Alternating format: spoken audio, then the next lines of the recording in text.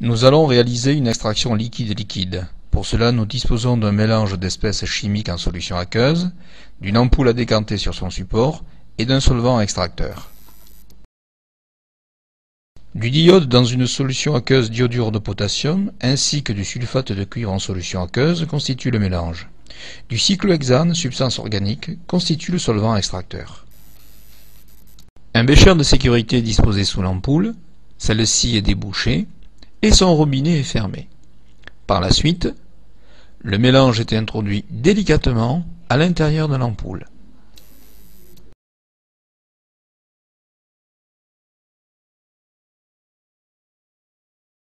Enfin, le solvant organique, ici le cyclohexane, est également introduit dans l'ampoule à décanter.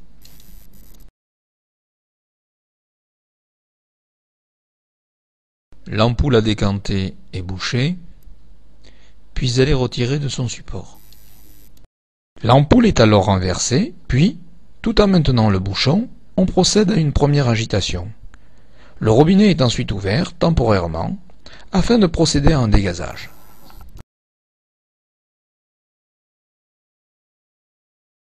Cette opération est réalisée à 2 ou 3 reprises.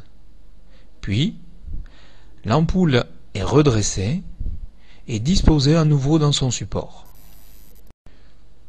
On débouche alors l'ampoule à décanter et on laisse la décantation s'opérer. Après décantation, la phase organique, non miscible à l'eau, est moins dense que celle-ci sur nage. En ouvrant le robinet, on recueille la phase aqueuse qui contient le sulfate de cuivre. La phase organique, contenant le diode extrait par le cyclohexane, reste dans l'ampoule à décanter. On a donc extrait et séparé le diode du sulfate de cuivre.